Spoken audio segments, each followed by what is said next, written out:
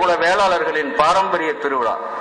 வங்காள விரிகுடா மல்லர்களின் தேவேந்திர குல வேளாளர்களின் நீச்சல் குளமாக ஒரு காலத்தில் இருந்ததினால்தான் கிழக்கு தேசங்களை எல்லாம் நாம் வென்று சோழ சாம்ராஜ்யத்தின் புலிக்கொடியை நாம் பறக்கவிட்டோம் என்பதை நீங்கள் நினைவு கூறுங்கள். அத்தகைய இனிமையான பாரம்பரியமான நினைவுகளின் நிகழ்வே இன்றைய இந்திர விழா. இன வெறி கொண்ட சங்கம் அல்ல இது, மாறாக இனப்பற்று கொண்டிருக்கும் சங்கம் என்பதை நான் அறிவிக்க கடமைப்பட்டிருக்கிறேன். விடுதலை பெற்று 60 ஆண்டுகள் ஆகியும் கூட 185 பேர் விவசாய கூலி தொழிலாளர்களாக இருக்கிற ஒரு இனத்தின் குழந்தைகளுக்கு கல்வி கற்றுக் கொடுத்து வேலை வாய்ப்புகளை பெறுகிற திறமையை கற்றுக் கொடுத்து அவர்களை வாழ வைக்க வேண்டும் என்ற கொள்கை மன்றம் இந்த தேவேந்திர இலக்கிய மன்றம். அரசாங்கத்தையே நம்பி வாழ்வதை காட்டிலும் இந்த இனத்தில் படித்து உயர்ந்த நிலைக்கு வந்தவர்கள் கல்வி இல்லாமல் வறுமை வெள்ளத்தில் சிக்கி தத்தளித்துக் கொண்டிருக்கும் சகோதர சகோதரிகளின் குழந்தைகளை கரம் தொட்டு கரையேற்ற வைக்கிற முயற்சி மன்றம் இந்த தேவேந்திர இலக்கிய மன்றம். எந்த ஜாதியானால் என்ன, ஏழை மக்கள் அனைவரும் ஒரே ஜாதிதான். ஒன்று எங்கள் ஜாதியே, ஒன்று எங்கள் நீதியே, உழைக்கும் மக்கள் யாவரும் ஒருவர் பெற்ற மக்களே என்ற தத்துவத்தின் அடிப்படையில் செயலாற்றுகிற மன்றம் தேவேந்திர இலக்கிய மன்றம். இந்த இன மக்களை எப்படி பொருளாதாரத்தில் தன்னிறைவு பெறச் செய்வது என்ற சிந்தனையின் விளைவாக தோன்றியதே கோவை மாநகரத்தில் தேவேந்திர குல வேளாளர்கள் வாழும் ஊர்களுக்கு சென்று எடுத்த மக்கட்தொகை கணக்கெடுப்பு. இந்த மக்கட்தொகை கணக்கெடுப்பின் மூலம் அதிர்ச்சிகரமான ஆய்வு முறைகள் தெரிய வந்தது. கோவை மாநகரின் இதயம் என்று சொல்லப்படுகிற புளியகுளம் ராமநாதபுரத்தில் சுமார் 75 விழுக்காடு கூலி தொழிலாக இருக்கிறார்கள். கல்வி இடைநிற்றல், ஸ்கூல் டிராப் அவுட்ஸ் என்பது 8ஆம் வகுப்பில் மிக அதிகமாக உள்ளது என்ற தகவலையும் நாங்கள் கண்டறிந்தோம். மன்ற ஆர்வலர்கள் அனைவரும் ஒன்று கூடி இந்த அபாயத்தை தடுத்து நிறுத்தி அந்த மாணவர்களை எப்படியாவது கல்லூரி வரை சென்று பட்டங்கள் பெற வேண்டும் என்று அனைத்து உதவிகளும் தர வேண்டும் என்று தீர்மானித்தோம்.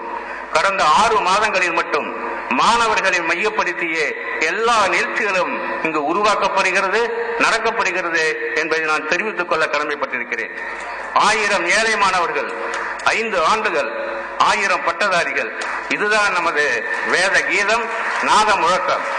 இந்த வாசகத்தை நாங்கள் உருவாக்கி தன்னம்பிக்கை பயிற்சிகள், அறிவாற்றல் பயிற்சிகள், பெற்றோர்களின் கடமைகள் பற்றிய விழிப்புணர்வு நிகழ்ச்சிகள், அதிக மதிப்பெண் பெறுவர்களுக்கு ஊக்கத்தொகை வழங்குதல், பணி ஓய்வு பெற்றவர்களை வைத்து பாடம் சொல்லிக் கொடுத்தல், டியூஷன் வைத்துக் கொள்பவர்களுக்கு நிதி உதவி செய்தல் போன்ற பணிகளின் தொடர்ச்சியாக இன்று இப்போது இந்த மாபெரும் விழா இனிதாக நடைபெற்றுக் கொண்டிருக்கிறது. இங்கே அமர்ந்திருக்கக்கூடிய சுமார் 400 மாணவ மாணவியர்கள் 8ஆம் வகுப்பு முதல் 12ஆம் வகுப்பு உள்ள மாணவ மாணவியர். அடுத்த 5 ஆண்டுகளில் இவர்கள் என்ஜினியர்களாக, டாக்டர்களாக, IAS IPS அதிகாரிகளாக நிச்சயம் வருவார்கள் என்ற உத்தரவாதத்தை இந்த மன்றத்தின் சார்பாக உங்கள் முன் நான் பதிவு செய்கிறேன். 5-6 ஆண்டுகள் நீங்கள் கஷ்டப்பட்டு படித்தால் 50-60 ஆண்டுகள் மகிழ்ச்சியோடு வாழலாம். 5-6 ஆண்டுகள் கஷ்டப்படாமல் படிக்காமல் ஜாலியாக இருக்க விரும்பினால் அடுத்த 50-60 ஆண்டுகளும் துன்பத்தில் வாழ வேண்டிய நிலை ஏற்படும் என்று அவர்களுக்கு பக்குவமாக கூறி புரிய வைக்கிறோம். அவர்களே, மாணவ மாணவிகளுக்கு கல்வி என்ற செல்வத்தை வழங்குங்கள். அதை மட்டும் நீங்கள் வழங்கினால் போதும், மற்ற செல்வங்கள் எல்லாம் தானாகவே வீடு தேடி வரும். தங்களுடைய குழந்தைகளை பள்ளிக்கும் கல்லூரிக்கும் அனுப்பி உயர்கல்வி என்ற செல்வத்தை வழங்க முடியாதவர்கள் பெரும் பாவத்தை கையேந்துகிறார்கள். உங்களால் படிக்க முடியவில்லையா, அந்த பொறுப்பை எங்களிடம் விட்டுவிடுங்கள் என்று தேவேந்திர இலக்கிய மன்றம் உங்களுக்கு உத்தரவாதம் அளிக்கிறது. நாங்கள் செய்கிற உதவி தர்மம் அல்ல, மன்றத்தின் கடமை. அதைப் போலவே பெறுவதும் உங்களுடைய உரிமை என்பதை நீங்கள் மனதிலே வைத்துக் கொள்ளுங்கள். ஒரு சகோதரன் தனது சகோதர சகோதரிகளின் குழந்தைகளின் மீது காட்டுகிற உரிமை பாசம் இது. பிச்சை புகினும் கற்கை நன்றே என்று சொல்கிற இந்த தேசத்தில்தான் உங்கள் இல்லம் தேடி வருகிற தேவேந்திர இலக்கிய மன்றத்தினுடைய சேவைகளை பெற்று மாணவர்களின் எதிர்காலத்தை ஒளிமயமாக உருவாக்க வேண்டும். அதைத்தான் தேவேந்திர இலக்கிய மன்றத்தின் கொள்கை வணக்க பாடல் நீங்கள் சற்று முன் கேட்டீர்களே, அந்த பாடல் கூறுகிறது. இந்திரா தேவேந்திரா, இனி கல்விதான் வேத மந்திரம். கல்லணை கட்டி காவிரி தேசம் கண்டவர் நாம் என்றால் இனி கல்விகள் கற்று பதவிகள் பெற்று காலத்தை வென்றிடுவோம் என்று பாடி தன்னம்பிக்கையை வளர்த்துங்கள்.